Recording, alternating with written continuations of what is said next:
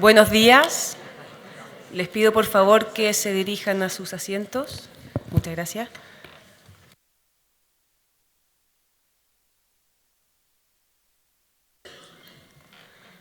Les damos la bienvenida al seminario Ensayos Clínicos en América Latina y el Caribe, cómo aumentar su impacto económico y social, organizado por la Cámara de la Innovación Farmacéutica CIF Chile y la Comisión Económica para América Latina y el Caribe, CEPAL.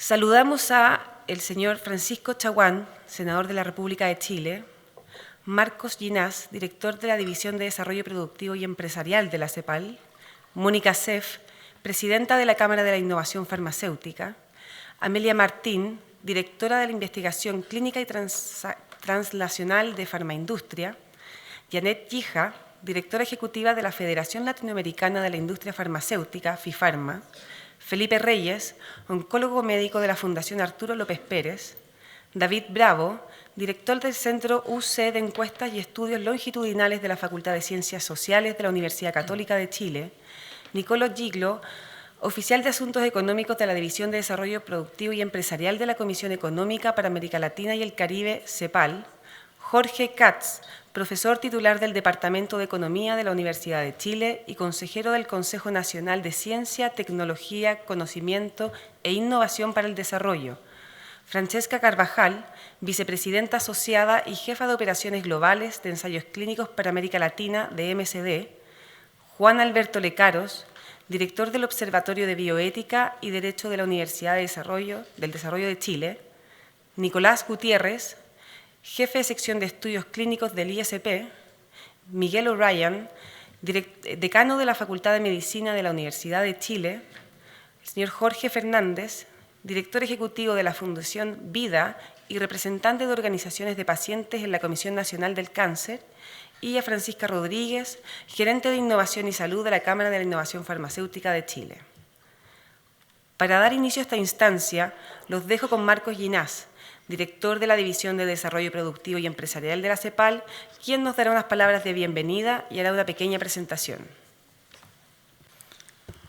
Bueno, muy buenos días a todos. Realmente es un placer estar sirviendo el día de hoy como anfitriones de este evento, este seminario sobre ensayos clínicos en América Latina y el Caribe, cómo aumentar su impacto económico y social. Un saludo muy especial a nuestros coorganizadores y nuestra socia, Mónica Seff, presidente de la Cámara de la Innovación Farmacéutica de Chile, al senador Francisco Chaguán, a Janet Yija, directora ejecutiva de la Federación Latinoamericana de la Industria Farmacéutica, FIFARMA, y además gran amiga, a nuestros presentadores del día de hoy, David Bravo y Amelia Martín, y a todos los moderadores y panelistas que nos van a acompañar el día de hoy.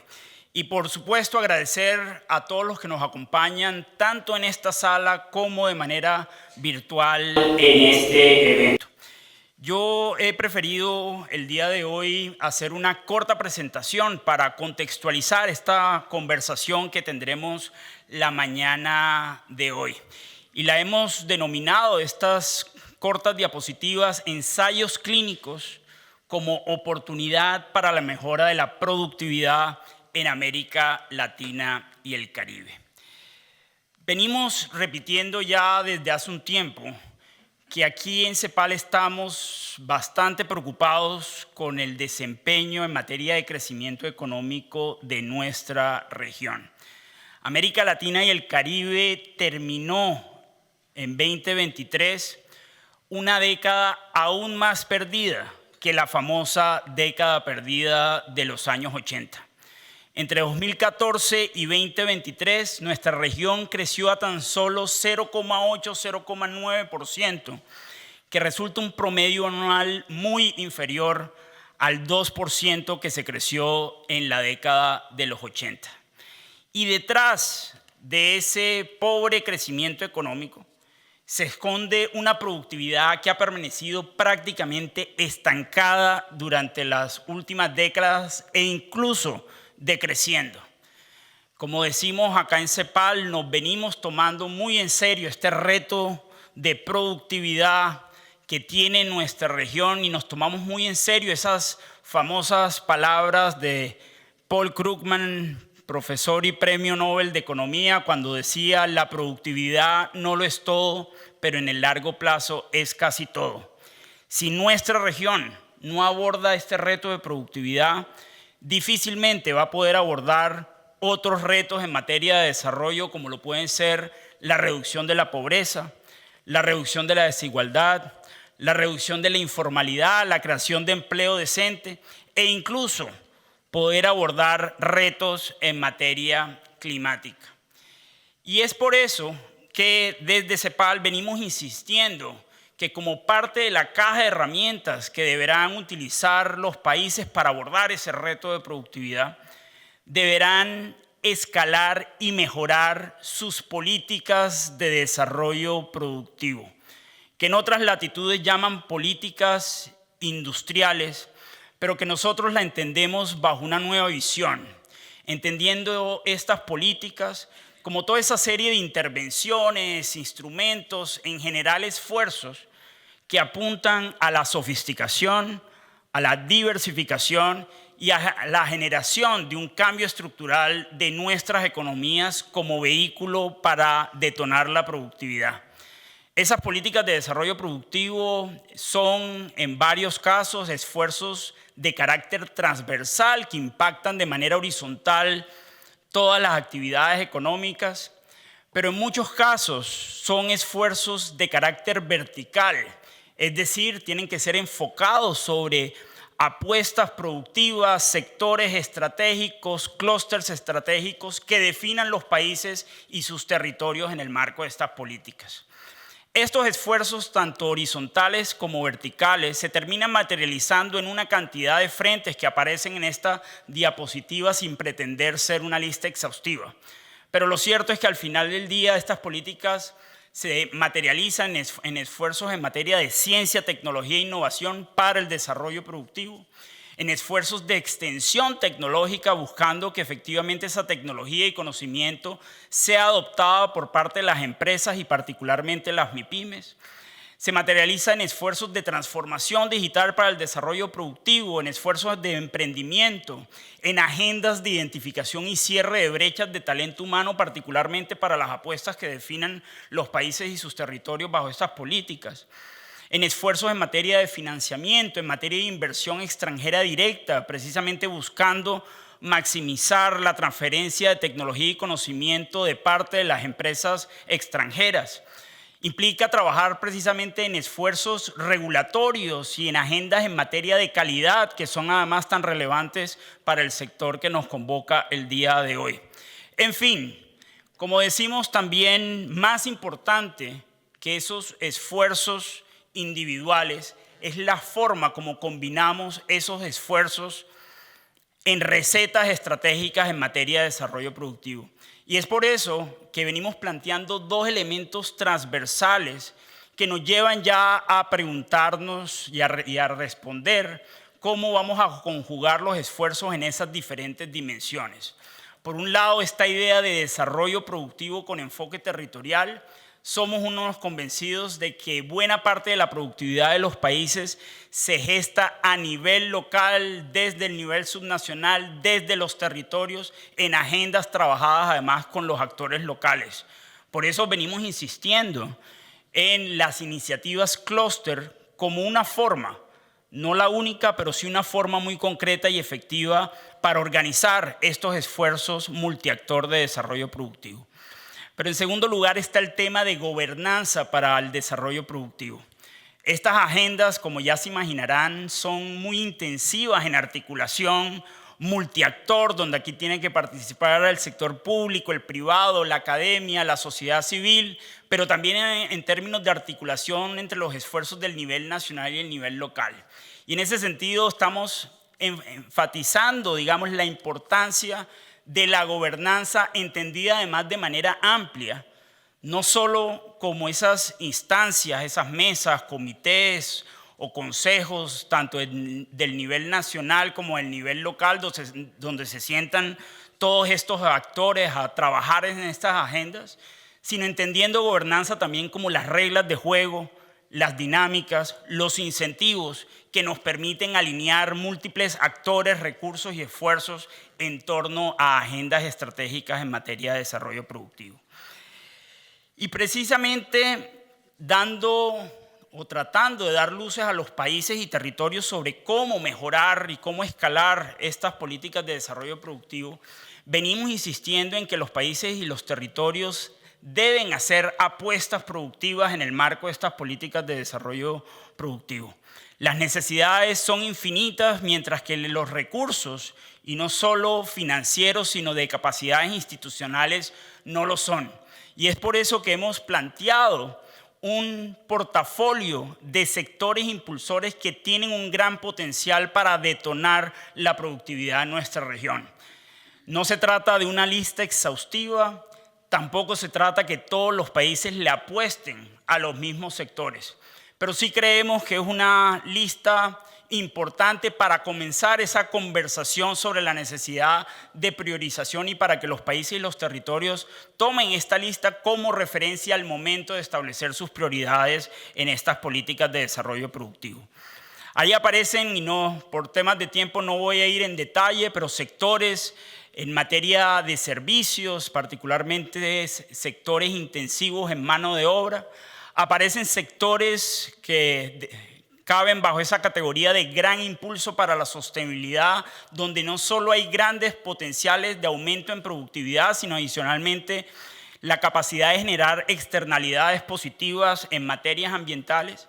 Y tenemos una serie de sectores relacionados con el sector industrial, donde aparecen precisamente sectores relacionados al sector salud. Aparece precisamente la industria farmacéutica y de ciencias de la vida y la industria de dispositivos médicos como sectores que podrían convertirse en grandes jalonadores de la productividad en nuestra región. Ya para terminar, algunas reflexiones finales habiendo planteado eso. Ante el reto de productividad que tiene nuestra región, será clave escalar y mejorar las políticas de desarrollo productivo. Y será clave que los países y sus territorios hagan apuestas productivas en el marco de estas políticas de desarrollo productivo. E insistimos desde CEPAL que el sector de salud en general y el sector farma en particular, incluyendo el segmento de ensayos clínicos del cual vamos a hablar el día de hoy, aparecen como una gran oportunidad para nuestros países. Más aún, ya varios países vienen priorizando el sector salud y el sector de farma como parte de sus apuestas estratégicas en el marco de sus políticas industriales.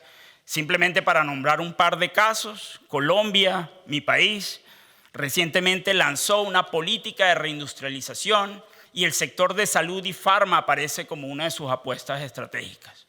Brasil también hace algunos meses sacó su nueva política industrial llamada Nova Indústria Brasil y aparece de nuevo el sector de salud como una de sus apuestas estratégicas. Ahora bien, como venimos insistiendo en CEPAL, estas oportunidades no se materializarán de forma espontánea. Se requiere trabajar en agendas estratégicas entre los múltiples actores del sector público, privado, academia y sociedad civil. Insistimos en que una forma inteligente de organizar estos esfuerzos es a través de iniciativas clúster. Y también insistimos en que si bien estos esfuerzos dependerán en buena medida de los esfuerzos que hagan los países y sus territorios, también estamos abiertos a explorar la posibilidad de trabajar en agendas regionales en la materia.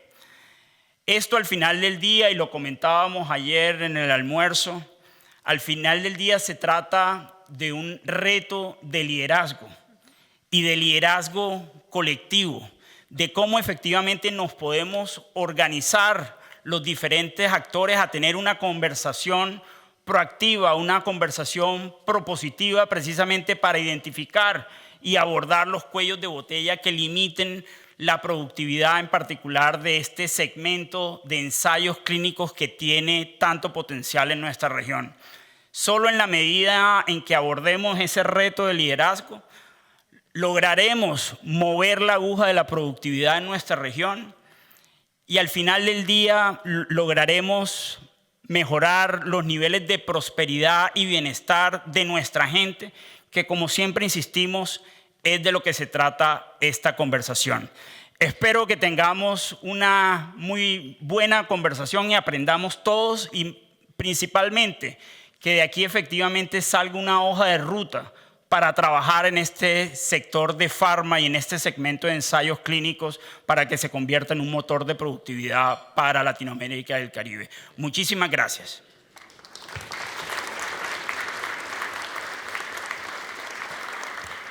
Muchas gracias, Marco. A continuación los dejo con las palabras de Mónica Seff, presidenta del directorio de la Cámara de la Innovación Farmacéutica. Muchas gracias, Pilar. Acá. Voy a prender. Ahí. Quería, ¿qué más agregar a lo que hoy día nos compartió Marco? Muchísimas gracias por tu introducción. Primero que nada, es un honor para mí tenerlos a todos acá. Hace 3 días atrás, cuando estábamos recibiendo noticias de cómo iba a estar la situación climática de hoy, evaluamos en varios frentes si podíamos postergar esta reunión, pero dada la importancia que tiene, dada los importantes expositores que hoy están acá, decidimos continuar. Y hoy día se demuestra con la audiencia que está en esta sala, que llegaron, pese al mal tiempo, pusimos la mejor cara y hay muchas personas sentadas acá porque efectivamente creemos que en este contexto que Marco nos presenta de la importancia de mejorar las políticas de desarrollo productivo, ensayos clínicos es crítico. Y es ahí donde yo voy a agregar solamente un par de ideas para dejar sobre la mesa antes de que empiece lo que realmente vinimos. Sabemos que los estudios clínicos son la mayor inversión en investigación y desarrollo de los países desarrollados. Es un motor de innovación y crecimiento económico que no solo beneficia a los pacientes con nuevas y mejores opciones, sino que también impulsa el desarrollo económico, atrae inversión extranjera, genera encadenamientos productivos de alto valor agregado, impulsa startups y también fortalece las capacidades científicas y tecnológicas que tenemos.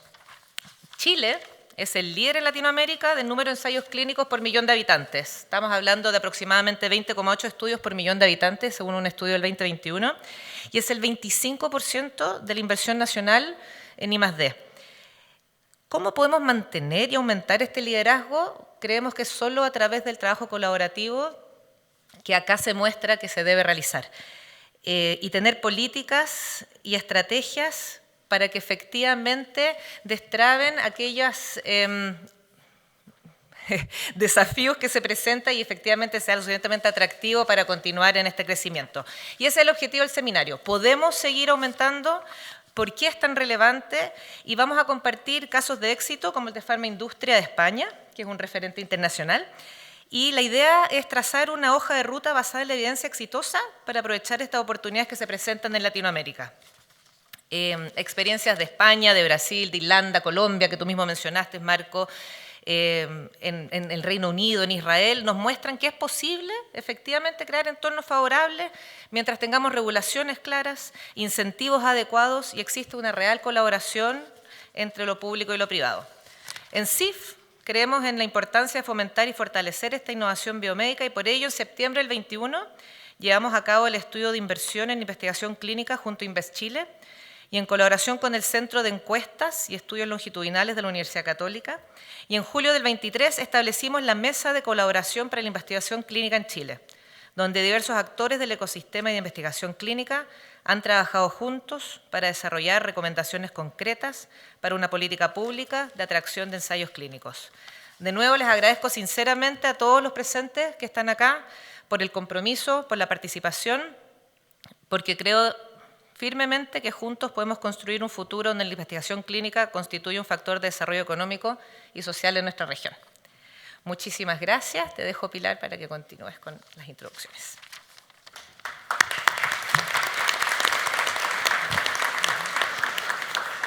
Muchas gracias, Mónica. Ahora queremos introducir al doctor Fernando González, quien nos transmitirá las palabras de la ministra de Salud, Jimena Aguilera, que por la contingencia no ha podido participar del evento. Muy buenos días a todos y todas. Un gusto estar aquí acompañándolo en esta muy linda encuentro. En representación de la ministra, extiendo estas palabras saludándolo afectuosamente a todos los presentes y agradeciendo sentidamente esta invitación. Bueno, quien se excusa por motivos de la contingencia climática que enfrenta hoy día el país. Me complace dirigirme mucho a ustedes para destacar la importancia de los estudios clínicos en el desarrollo de la ciencia y en la mejora de la atención de salud para todos y todas, que es el mandato que tiene nuestra Secretaría de Estado. Los estudios clínicos sabemos que son uno de los grandes y fundamentales pilares sobre los cuales se construye la medicina moderna, y gracias a ello hemos logrado importantes avances en la prevención, diagnóstico y tratamiento de innumerables enfermedades en el mundo. Estos estudios nos permiten evaluar eficacia y seguridad de los nuevos tratamientos y terapias, proporcionando la base sólida de la evidencia científica sobre la cual tomamos nuestras decisiones.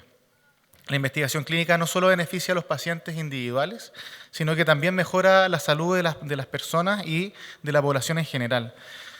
Al participar en estudios clínicos, los pacientes pueden tener acceso a tratamientos innovadores y en muchos casos a opciones que de otro modo no podrían estar disponibles. Además, estos estudios contribuyen a un conocimiento más profundo de las enfermedades, lo que permite el desarrollo de intervenciones más efectivas y personalizadas y humanas, acelerando la generación de la evidencia para la aprobación de nuevas terapias y así disponibilizarlas en tiempo y forma de manera oportuna a la población.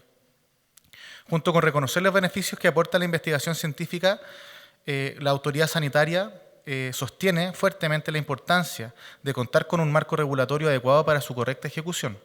Esta debe asegurar la validez de los resultados de los ensayos clínicos, así como también cautelar el resguardo de los derechos de los que participan en ella, de forma de poder cumplir con los altos estándares éticos y la retribución de aquellos que voluntariamente contribuyen al desarrollo del conocimiento científico para el bien de la población. En ese sentido, Chile ha focalizado el desarrollo de la investigación científica y los ensayos clínicos por largo tiempo, y la calidad de la investigación que realizan nuestros profesionales es reconocida internacionalmente. Según las últimas cifras informadas por el Departamento de Agencia Nacional de Medicamentos del Instituto Nacional de Salud Pública, nuestro país se destaca por contar con la mayor cantidad de estudios clínicos por millón de habitantes, con especial foco en el desarrollo de las áreas de oncología y en estudios clínicos avanzados. Uno de los elementos que permiten estos resultados es el fuerte compromiso de las autoridades, de la academia y de la sociedad civil organizada en su conjunto. Contamos con un sistema de regulación que fue revisado por la Organización Panamericana de la Salud y posteriormente acreditado en el 2016 en cuanto al cumplimiento de los estándares internacionales de investigación y su eficacia en el control regulatorio de los ensayos clínicos. Ahora bien, tenemos claro que tenemos desafíos para poder seguir mejorando. Existen nuevos elementos de control y derechos, tales como la acreditación de los centros de investigación, los derechos de los pacientes para la entrega de productos bajo investigación post-ensayo en caso de utilidad terapéutica y la prescripción de la acción para perseguir daños producidos con la ocasión del ensayo clínico, entre otros.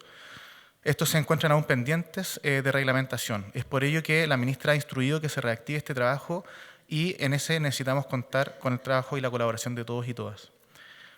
Para terminar, es esencial que sigamos fomentando y apoyando la investigación clínica en nuestro país. Esto incluye asegurar a todas las personas y a todos los involucrados el financiamiento adecuado, la formación y recursos a nuestros profesionales de la salud y de esa manera poder promover la participación de pacientes y voluntarios. Solo a través del esfuerzo colectivo y continuo podremos seguir avanzando en la ciencia médica y garantizar que todos los ciudadanos reciban la mejor atención posible. Ese es nuestro mandato, de nuestro quehacer. Y en ese sentido, quiero hacer un llamado en representación de la ministra, por cierto, a todos los presentes para que reafirmemos nuestro compromiso en la investigación clínica. Sabemos que algunos de estos aspectos generan controversia, pero los convocamos desde ya a que participen activamente y trabajemos juntos para superar los desafíos e impulsar la innovación en el campo de la salud. Recordemos siempre que cada estudio clínico es un paso para adelante hacia el futuro más saludable y más prometedor para todos y todas. Muchas gracias por su atención, por su dedicación a la ciencia y a la salud pública, y juntos podremos hacer una diferencia significativa en la vida de las personas. Muchas gracias.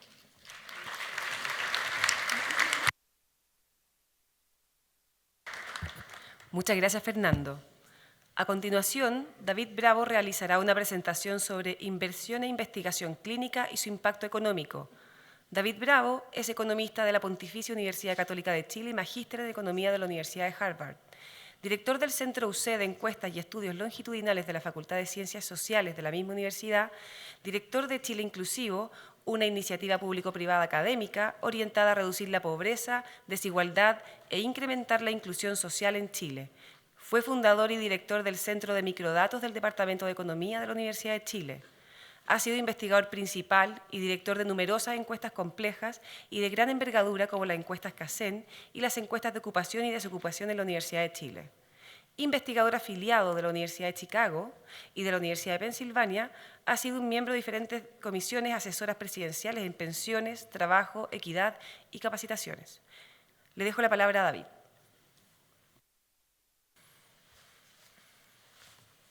Muy buenos días.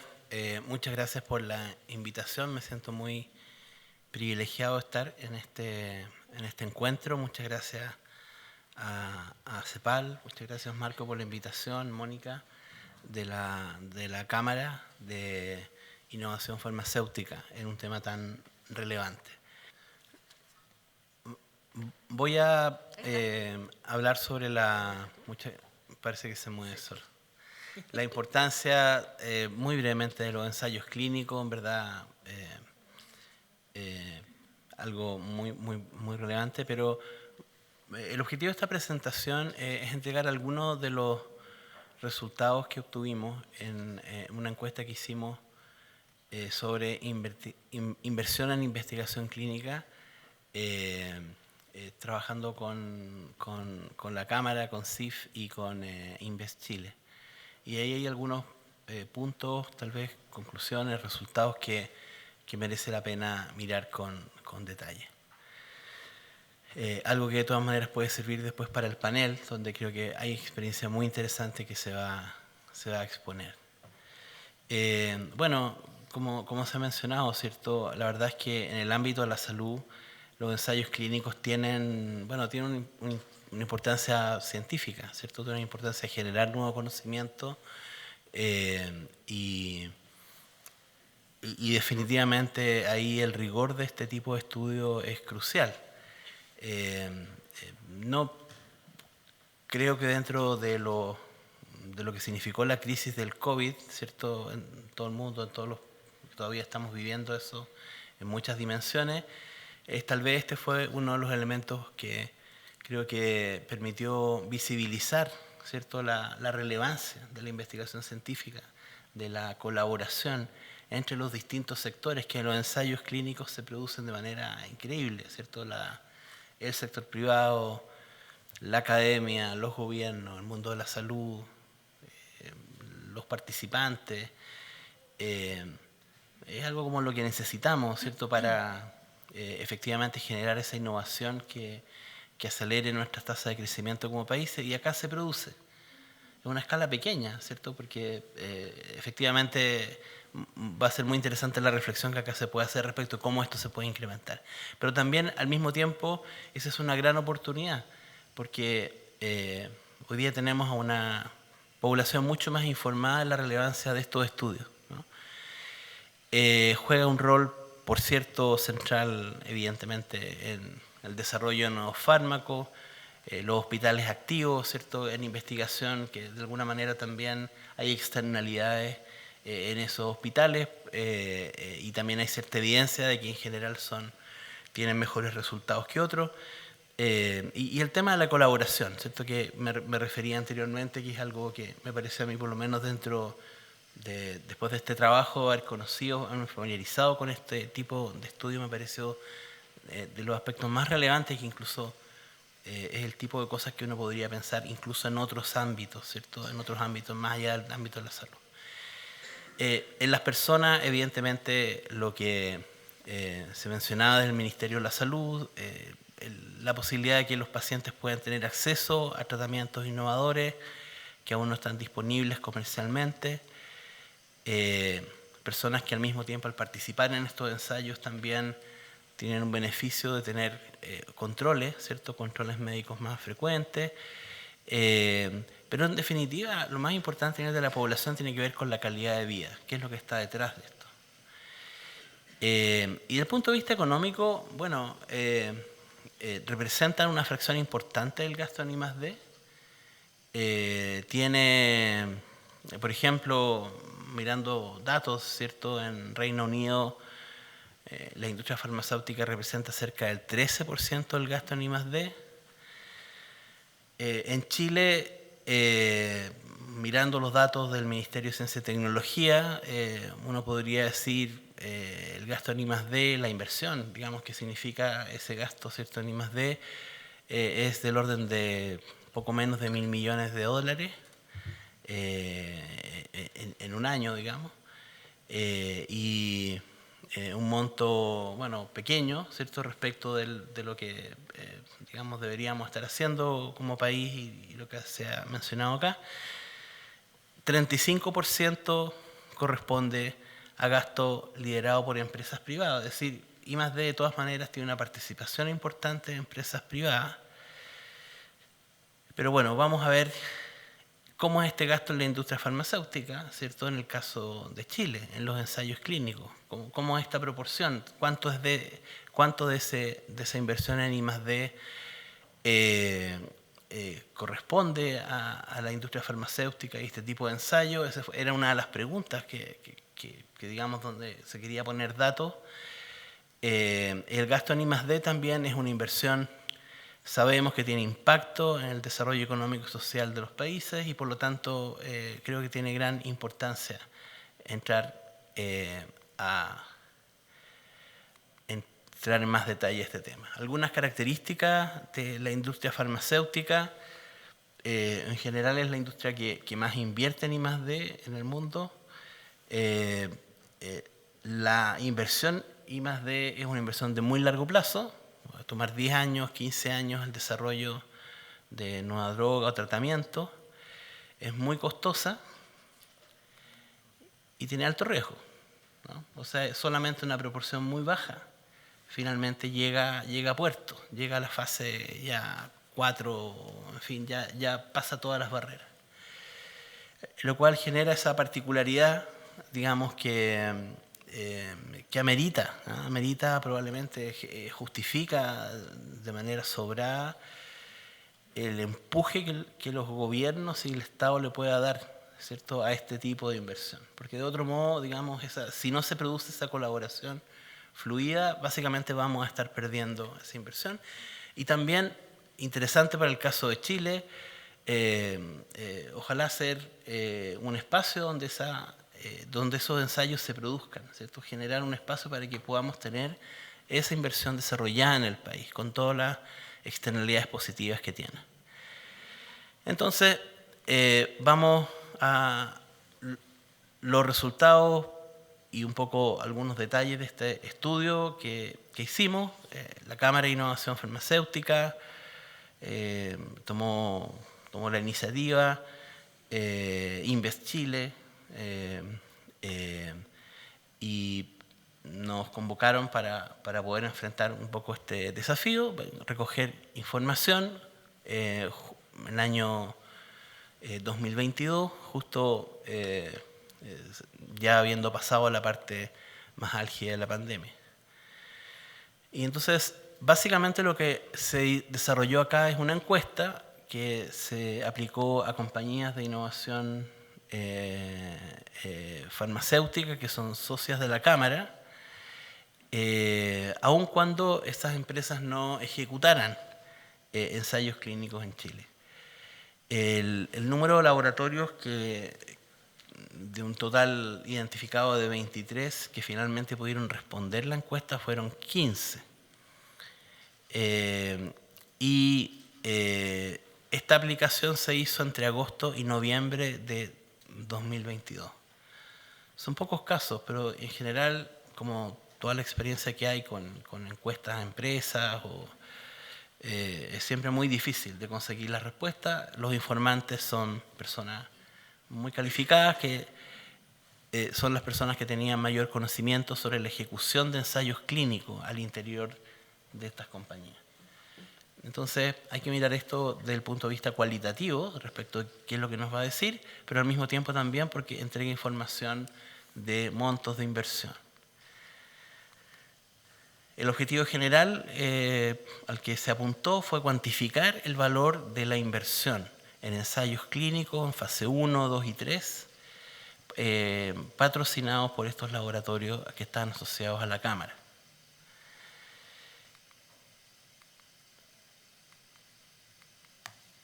Entonces, aquí nos enfocamos en estudios clínicos que estuvieron patrocinados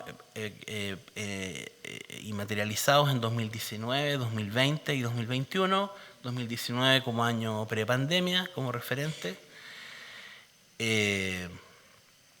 Acá se recoge información en el cuestionario que desarrollamos sobre la coordinación de estos estudios. Son estudios generados de manera directa por las compañías, de manera indirecta, internacional, en fin, las distintas características de estos estudios, el gasto, el desglose de esos gastos, y hay algunas preguntas también sobre percepción, sobre fortaleza y debilidades, digamos, del país para este tipo de estudios a partir de la experiencia que se tiene. 6 láminas de resultados, no va a ser mucho, digamos, ¿cierto? Es cortito, pero como para poder quedarnos tal vez con algunas de las cosas que aprendimos. Este es el gasto en ensayos clínicos, en millones de dólares, asociado a estas empresas en particular. Y aquí va la primera barra es 2019 y luego sigue 2020, 2021 y la estimación para 2022. Y estamos hablando de pasar de 79 millones de dólares a 125, 122 el 2022, 2020 y 2021, a una proyección de 136 millones de dólares el 2022. Entonces, ¿qué quiere decir esto? 136 millones de dólares. Bueno, cuando lo comparamos, por ejemplo, con el gasto total en I+D, ¿cierto?, de las empresas privadas en Chile, estamos hablando del 41%. O sea, el 41% de ese gasto en I+D que hacen las empresas es el sector farmacéutico, ¿no? Y cuando lo comparamos directamente con que es fácil la división, porque son como casi 1.000 millones de dólares, así que en el fondo, cuando lo comparamos directamente con el gasto en I+D, es un 14%, solamente esto, ¿no? Entonces, es bien significativo respecto de lo que, cuando hablamos de I+D, de lo que estamos hablando acá en este tipo de ensayos. El otro elemento importante que tal vez uno se puede guardar de esta información es este salto que se produce con la pandemia. De nuevo, el tema de la oportunidad de la pandemia, ¿cierto? Y lo que significó en muchas dimensiones. Claro, la pregunta es 2023, 2024, no sabemos, habrá que hacer algún tipo de seguimiento, pero ojalá no volvamos a la situación prepandemia y al revés, ¿cierto? Esto se pueda incrementar. Ok. Segundo tema, prácticamente 93% del gasto en estudios clínicos fue hecho en estudios de gestión directa por parte de los laboratorios, donde hay algún tipo con fondos propios, ¿cierto? Y gestión indirecta es la menor proporción. El gasto, los componentes del gasto, si es que podemos dividirlos en gastos operacionales, gasto de personal, gasto de administración, bueno, casi 91% son gastos operacionales, así que abriendo un poquito más ahí, lo que uno tiene son gastos de los productos de investigación, 47%, pago de servicios, 31%, gastos indirectos, 10%, un 8% gasto de personal y el resto son básicamente gastos de administración. Vámonos al número de ensayos que se recogieron, ¿cierto? Sobre lo cual las empresas hablaron y se recogió información. Ahí tenemos por fase, ¿cierto? Aquellos estudios que están en fase 1, en fase 2, en fase 3, y el último grupo de columnas es la suma total. teníamos, lo que podemos ver ahí es un fuerte aumento en el número de ensayos clínicos aprobados desde 2019, y el aumento particularmente se da en los de fase 1 y en los de fase 2. Estamos hablando de 56 estudios en total, a finalmente 72 el año 2021. Simplemente como dato, 2 de las compañías participantes no realizaron investigación clínica en Chile, y esto básicamente tenía que ver con decisiones corporativas a nivel internacional. Entonces, de nuevo, el tema, por eso está también Invest Chile, ¿cierto? Porque el tema es cómo hacer más atractivo, ¿no?, ese tipo de inversión. Hay mucho que hacer en esa dimensión. ¿Cuáles son los ensayos activos que teníamos, en este caso, hacia fines del 2021? Teníamos 194 ensayos clínicos activos, 181 de ellos eran de gestión directa, 13 de gestión indirecta, y la mayor parte de ellos son estudios en fase 3. Hubo 4 ensayos clínicos que se aprobaron, pero que no se ejecutaron, y cuando se indagó un poco por qué había ocurrido eso, básicamente son todas razones externas, básicamente decisiones tomadas a nivel internacional, ¿no? El tema también ahí de incidencia es muy importante. Las personas, las empresas participantes en general emplearon aproximadamente 2.650 personas. Eso incluye los ensayos clínicos y otro personal, ¿cierto? Y cuando nos concentramos en el personal que trabajó de manera directa con ensayos clínicos, estamos hablando de 163 personas. 87% tiene grado profesional y hay otro 9% que tiene posgrado.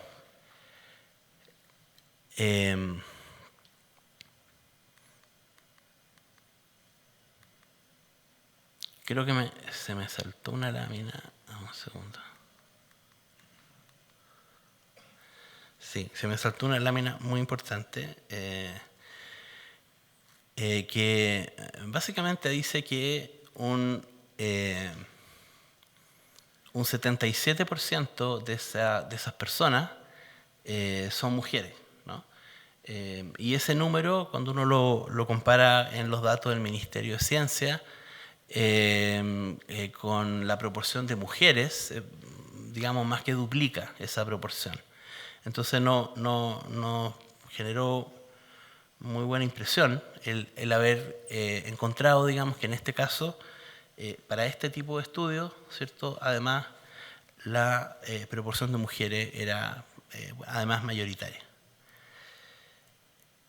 Sí, lamentablemente no se borró esa lámina. Y último, sobre el tema de percepciones, que es lo que nos dicen ya personas que han estado, directivos que han estado involucrados en este tipo de estudios clínicos en Chile, respecto de aquellos aspectos que resultan atractivos y aquellos aspectos que son más complejos. En general, ahí lo que se puede concluir mirando esa barrita es que hay una buena y muy buena o excelente percepción en lo que tiene que ver con infraestructura física, en la capacidad de los recursos humanos del país, en las condiciones epidemiológicas y en las condiciones geográficas que tiene Chile para la realización de ensayos clínicos. Eso en general tiene una ponderación muy alta. Lo que tiene peor evaluación tiene que ver con el tiempo de aprobación de los comités de ética y la adopción de los medicamentos en investigación por el sistema de salud. También, yo diría, condiciones regulatorias también hay una proporción que efectivamente se queja un poco de eso también. Entonces son elementos como para poder tener en cuenta. El estudio entrega antecedentes entonces nuevos sobre la innovación en empresas farmacéuticas vía los ensayos clínicos. Mediciones posteriores en realidad podrían ser útiles usando esto como una suerte de línea base levantada, evaluar qué ha pasado con los estudios en el periodo post-pandemia y profundizar en algunos de los aspectos relevados. Muchas gracias.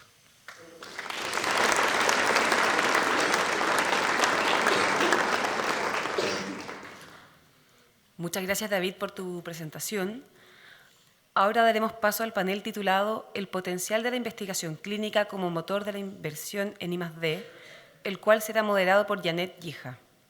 Janet es directora ejecutiva de la Federación Latinoamericana de la Industria Farmacéutica FIFARMA, economista de la Universidad de los Andes en Colombia, tiene un magíster en estudios políticos de la Universidad Javeriana y otro magíster en estudios de guerra del King's College de Londres. Fue ministra de Educación, directora general de Colciencias y viceministra de Defensa en Colombia. En el sector privado se desempeñó como directora general del Centro de Liderazgo y Gestión, directora de Innovación de la Cámara de Comercio de Bogotá y previo a su ingreso a FIFARMA se desempeñó como presidenta ejecutiva de AFIDRO, la asociación que representa en Colombia la investigación farmacéutica y empresas de desarrollo. Muchas gracias, Janet, por estar hoy con nosotros y moderar este panel. Muchas gracias, Pilar. Muchas gracias a la CEPAL, a la CIF, por haber organizado este encuentro y habernos invitado a ser parte de una conversación tan importante para los países de la región y en este caso para Chile.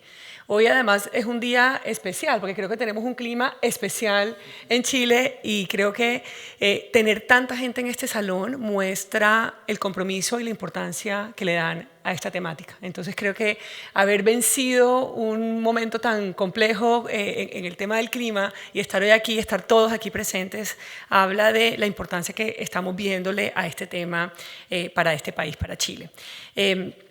Yo tengo el honor de presentar a los integrantes de este panel, que además me encanta cómo fue estructurado porque nos va a permitir ver diferentes perspectivas de una temática tan importante como la que ya hemos resaltado en el día de hoy. Quiero empezar presentando a los panelistas invitados. Primero tengo a Niccolò Gligo, ¿está bien dicho, Niccolò? Además que nos hemos visto muchas veces, pero creo que es primera vez que pronuncio tu apellido. Niccolò es oficial de Asuntos Económicos de la División de Desarrollo Productivo y Empresarial de la Comisión Económica para América Latina y el Caribe, CEPAL, profesional con más de 20 años de experiencia en el diseño e implementación de políticas de desarrollo productivo y empresarial. Se ha desempeñado en diferentes posiciones de responsabilidad en el sector público chileno y ha trabajado como consultor de organismos internacionales. Es ingeniero civil industrial y magíster en la misma especialidad de la Universidad de Chile y magíster en gestión tecnológica del Instituto Tecnológico de Massachusetts, MIT. Gracias, Niccolò, por hacer parte de este panel en el día de hoy, por ser parte activa de esta conversación. Ya llevamos incluso desde FIFARMA varios meses conversando con Marco y con Niccolò de esta temática. También quiero invitar a Jorge Katz, profesor titular del Departamento de Economía de la Universidad de Chile y consejero del Consejo Nacional de Ciencia, Tecnología, Conocimiento e Innovación para el Desarrollo. Jorge es licenciado en Economía Política de la Universidad de Buenos Aires y doctorado en Economía Política de la Universidad de Oxford. Ha sido profesor titular de Economía Industrial en la Universidad de Buenos Aires y profesor de cursos de posgrado en Tecnología e Innovación de la Universidad de Chile. Ha publicado diversos trabajos sobre el tema de tecnología y reestructuración industrial en América Latina y sobre temas relacionados con la estructura y comportamiento del sector salud. Gracias, Jorge, por acompañarnos también en este panel. También quiero darle la bienvenida a este panel a Felipe Reyes. Felipe es médico de la Universidad Católica de Chile y oncólogo médico de la Universidad del Desarrollo. Actualmente se desempeña como oncólogo clínico en la Fundación Arturo López Pérez, donde ha participado como investigador de múltiples ensayos clínicos. Y una perspectiva también muy importante para este panel. Gracias, Jorge. Gracias, Felipe, perdón. Y también invito, bueno, tenía que haber alguna otra mujer en este panel, Francesca Carvajal, quien es médica nuclear de la Pontificia Universidad Javeriana de Colombia, con más de 24 años de experiencia en ensayos clínicos patrocinados por la industria farmacéutica. Actualmente se desempeña como vicepresidenta asociada y jefa de operaciones globales de ensayos clínicos para América Latina en MSD. también una perspectiva bien importante. Francesca, bienvenida a este panel. Y en este panel también tendremos la participación de quien ya escuchamos una presentación de David Bravo, que claramente también podrá nutrir y ayudarnos a ahondar más en varias de las temáticas que comentó en su presentación. Como vieron, un panel nutrido, un panel de diferentes perspectivas y un panel en el que yo tengo unas preguntas ya preparadas, pero que también les pido a todos los asistentes que vayan preparando cualquier pregunta que quieran hacer posteriormente a cualquiera de los panelistas. La primera pregunta es para Jorge Katz. Y creo que después de haber escuchado esta presentación, de ver oportunidades y retos, porque creo que hoy todos los que han intervenido, pero sobre todo en la última presentación, habló de oportunidades. Creo que hay una gran oportunidad, Marco lo decía al principio, el sector salud tiene una oportunidad enorme en la región, el sector de ensayos clínicos sin duda una oportunidad evidente y todos queremos mirar a ver cómo capturamos un poco de esa oportunidad, pero también hay retos. Entonces yo lo que quisiera preguntar a Jorge Katz es cómo lograr que los ensayos clínicos tengan un mayor impacto para la sociedad en este caso y cómo avanzar para que Chile pueda seguir manteniendo ese liderazgo, que hoy es un liderazgo que claramente es retador mantener y que todos ya sabemos que lo queremos, pero que sin duda requerirá un trabajo importante de muchos actores. Jorge.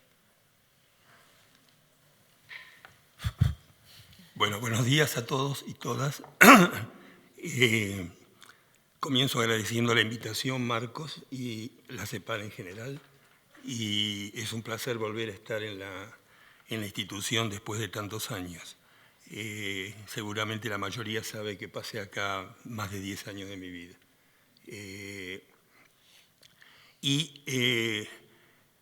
De verdad, he preparado un set de PowerPoints que son 6 láminas, pero no voy a usarlo porque tenemos nada más que 10 minutos cada uno, supongo, por la cantidad de personas que están en la lista. Felicito mucho a Marcos, a Mónica y a David por la presentación inicial. Es decir, que nos dio una especie de contexto sobre el cual trabajar. Sin embargo, yo quisiera abrir el contexto ese y pensar en los temas que trabajé para la preparación de los PowerPoints que no voy a presentar, pero que están a disposición de cualquiera que me los quiera pedir. El primer tema que quiero tocar es organización industrial. La industria de ensayos clínicos, como cualquier industria, tiene un proceso dinámico de evolución estructural, que yo llamo organización industrial. El segundo tema que quiero tocar es el de propiedad intelectual, el derechos de patentes, etcétera, etcétera, que también ha sufrido un significativo cambio a través del tiempo en la escala internacional. El tercero es el de la inversión extranjera directa y las firmas nacionales, y el papel relativo de ambos. Y el cuarto, quizás, o el cuarto no es el último, el tema de equidad de acceso, porque detrás de este tema hay un fenómeno importante de creciente complejidad en la frontera innovativa, pero también esta creciente complejidad está asociada a costos que tienen que ver con la innovación, particularmente en la etapa de los ensayos clínicos, y a una brecha muy significativa entre quién puede y quién no puede acceder.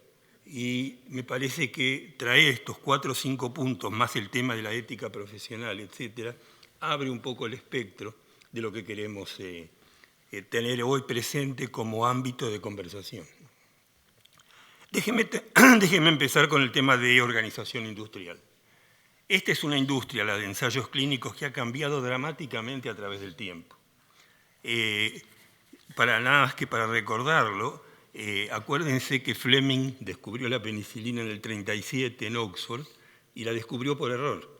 La descubrió simplemente, quizás es el primer estudio de ensayos clínicos que hubo en el mundo, la descubrió porque se olvidó de lavar un plato en el cual él estaba haciendo experimentación en el laboratorio de la calle Clarendon, donde yo mismo hacía mis ejercicios de computación cuando me tocó estar en Oxford, como mencionó la presentadora.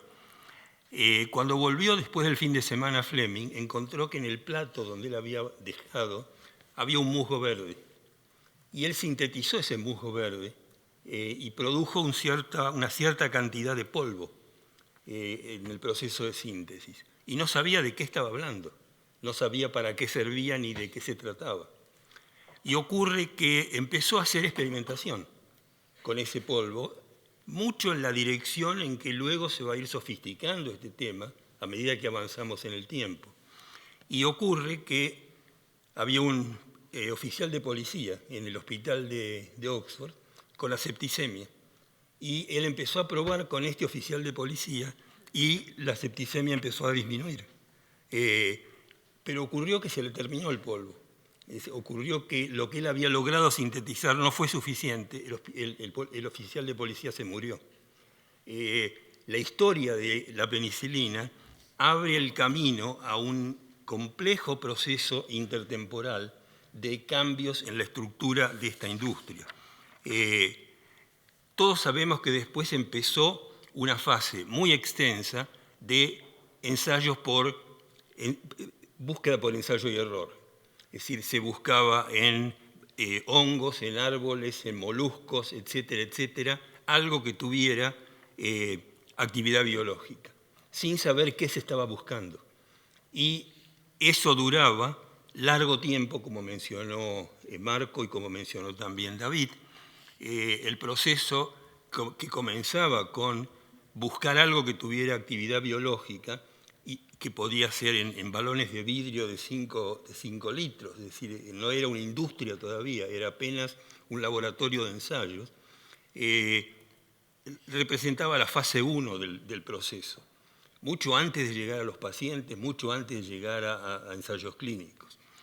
Y había que probar que algo que se obtenía de la naturaleza, que podía ser de una corteza de árbol, o podía ser de un molusco, o podía ser de cualquier otra cosa, tenía capacidades de actuar sobre el organismo humano. Y esta es la etapa donde se hacía investigación básicamente in vitro, se hacía investigación para enfermedades básicas no demasiado sofisticadas. Si yo pongo una bacteria en un vitro y le echo una gota de la sustancia que estoy experimentando, o la mata o no la mata. Es decir, es distinto trabajar en el sistema nervioso central que trabajar en temas oncológicos, donde la complejidad de la enfermedad que estoy tratando es mucho más compleja que en lo infeccioso.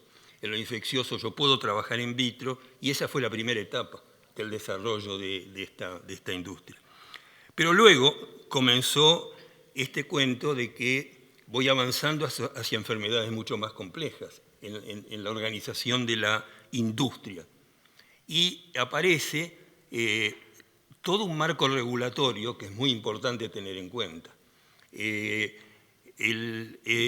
ensayo comienza en animales, comienza en cobayos, en ratones, en perros beagle, que están muy lejos del metabolismo humano. Es decir, el perro beagle es el que más se acerca, pero los cobayos o los ratones apenas sugieren cosas, pero no son una buena reproducción del organismo humano.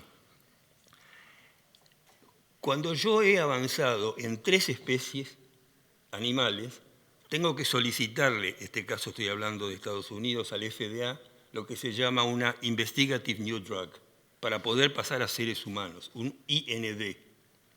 Ocurre que esto ya más o menos ha tomado en cuenta 3 años antes de experimentación en animales.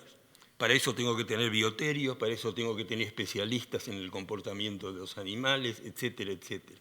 Así que los costos van aumentando exponencialmente, y esto es muy importante, porque esos costos no se van a recuperar hasta dentro de 10 años. Entonces ahí empieza este tema que marcaba David, que es el costo creciente de lo que es esta actividad, esta industria, y cómo la industria descuenta el valor futuro de ese costo que hoy está enfrentando en actividades que solamente van a pagar mucho tiempo más tarde.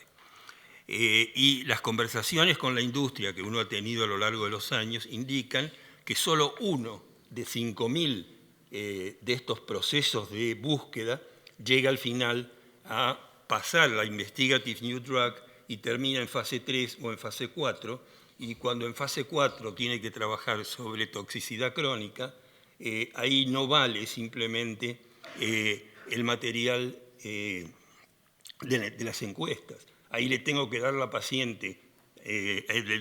droga a un paciente cardiológico durante todos los días de su vida para ver cuál es efectivamente el papel que tiene esta droga a lo largo de los años de vida útil que le quedan a este señor. Por eso se extiende mucho el periodo de investigación. Por eso llegamos a estos 10 años que mencionaba David, no porque fase 2 o fase 1 sino que fase 3, a medida que voy avanzando después del IND, crecientemente me aparecen cosas que el cobayo o el perro Beagle no me mostraba y que el metabolismo del ser humano sí me muestra, y empiezan a fracasar los INDs. Y el 75% de los INDs fracasan. Y este es un costo que ya lleva 6 o 7 años de realización que efectivamente hay que recuperarlo. Efectivamente, si uno llega al final, ese uno tiene que pagar por los 4.999 que no llegaron al final, porque después del IND no se logró probar que efectivamente no tenían impacto de efectos adversos sobre el ser humano. Quizá no lo tenían sobre los ratones, pero cuando pasa al metabolismo humano sí lo tienen. Entonces se ha ido complejizando. Otro aspecto en que se ha ido complejizando es que las firmas comienzan a descentralizar las tareas de investigación y desarrollo. Y aparecen los famosos CRO, los centros de research, que son de research oriented, que son desverticalizados de la firma. O sea que el proceso de búsqueda de nuevos medicamentos aparece desverticalizado de las grandes firmas y empiezan a contratar con pequeñas empresas, no tan pequeñas a veces, pero que están asociadas al mundo universitario de Boston, al mundo universitario de San Francisco, etcétera, etcétera. Es decir, que son pequeñas firmas altamente intensivas en recurso humano calificado, con biólogos, con genetistas, con gente que de verdad maneja este fenómeno de complejización de las ciencias de la vida crecientemente. Esto ya nos pone muy lejos de Fleming y nos pone muy lejos del ensayo por prueba y error. Ya empieza lo que en la industria se llama el target oriented. Empiezo a buscar dirigido a algo que yo ya sé que quiero llegar. No estoy buscando al azar y después me pregunto, ¿y esto para qué sirve? Sino que empiezo con una célula cancerígena y me estoy preguntando cuál es el camino por el cual yo puedo llegar a trabajar en un inmunoquímico o en una droga que efectivamente trata a esa célula en particular, lo cual es target oriented. Y cambia radicalmente también la organización industrial en ese sentido. Y finalmente, esto ya viene desde el descubrimiento del DNA recombinante, etcétera, etcétera, hace más de 20 años. Pero hoy, contemporáneamente, estamos transitando hacia una nueva etapa, que es la investigación, la inteligencia artificial. Perdón, me estoy excediendo en el tiempo. Me están haciendo señas. Bien, es la primera lámina de las 6 que preparé. Pero creo que muchos aquí están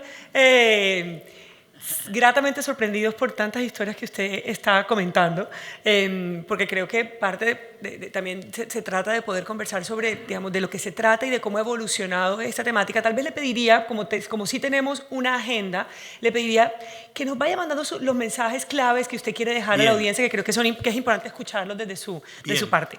Termino con la primera lámina, que se llama organización industrial, y enseguida dejo. Estamos entrando en una fase de la inteligencia artificial, donde la inteligencia artificial me está llevando a un mundo donde las incógnitas son enormes, donde no sabemos cuál es untarget territory, es un territorio que no estamos de verdad conociendo. Y para aquellos que no lo leyeron, el libro de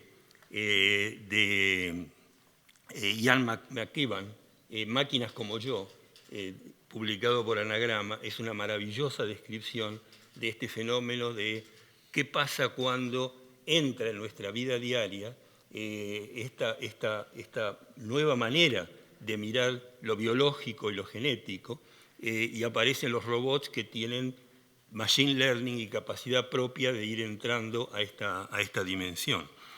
Por eso digo que es un camino totalmente a explorar al futuro, y aparece la clonación, aparece esta cosa de si efectivamente es un camino donde la ética va a predominar o no va a predominar, si podemos clonar nuevas generaciones de bebés o no.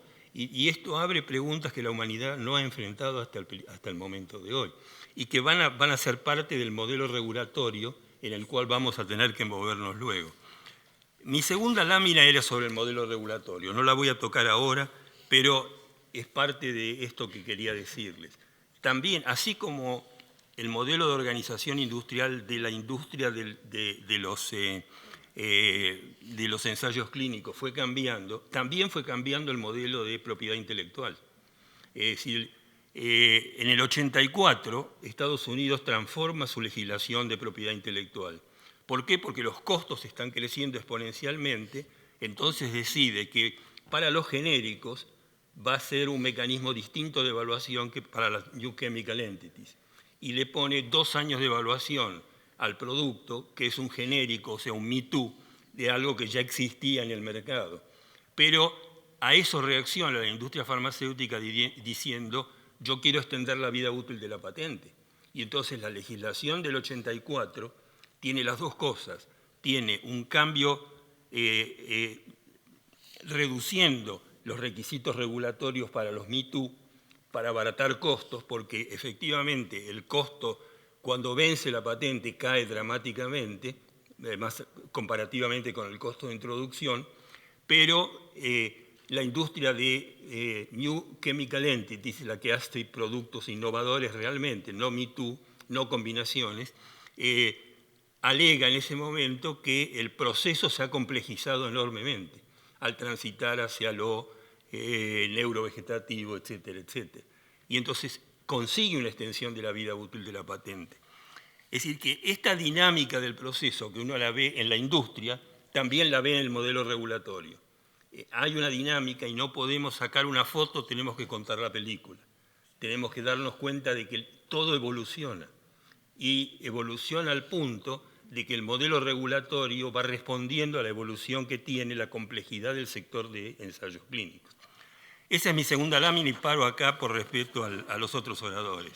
Pero vuelvo cuando haya oportunidad de seguir conversando. Muchas gracias, Jorge, porque creo que es un complemento maravilloso a lo que habíamos escuchado en la mañana de hoy, un contexto y además nos pone también un poco a tono con parte de lo que contará Amelia más adelante. Ayer tuvimos la oportunidad de escuchar a Amelia y también ver un poco cómo la evolución propia de los estudios clínicos también requiere una evolución de los sistemas y de los contextos. Y usted ya fue poniendo de alguna manera sobre la mesa algunos de esos elementos que son tan esenciales para considerar si realmente queremos avanzar en esta temática en nuestros países.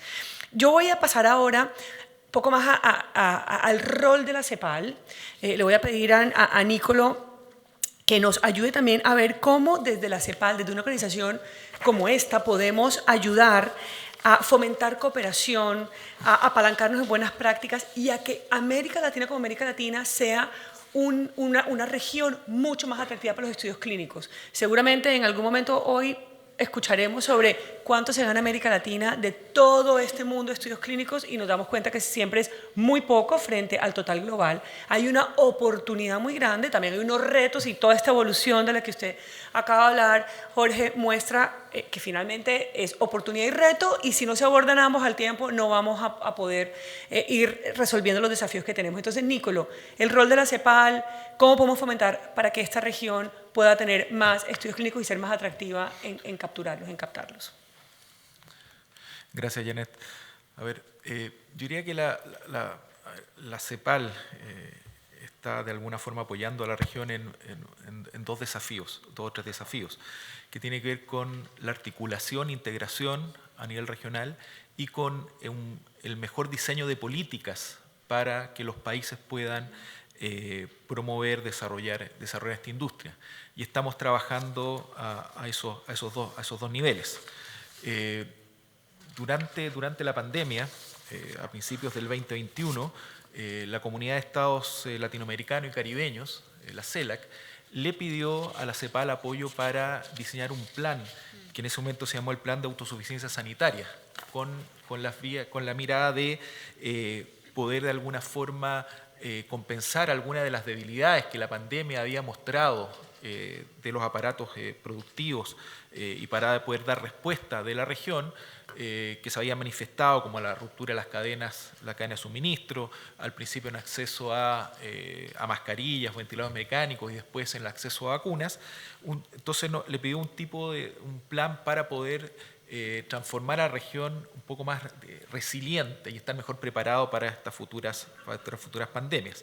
Este trabajo tenía una mirada de integración regional y para eso, de cooperación e integración regional, y para eso se trabajó con un plan que fue presentado en septiembre del 2021 y aprobado por unanimidad por los jefes de estados de la CELAC. Este plan tenía algunos objetivos de corto plazo y algunos objetivos de mediano a largo plazo, pero básicamente apuntaba por tres vías. Uno, asegurar un mercado estable y de gran escala. O sea, en la medida que uno quiere desarrollar una industria, es necesario que aquellos que producen puedan tener una demanda permanente para poder hacer esas inversiones.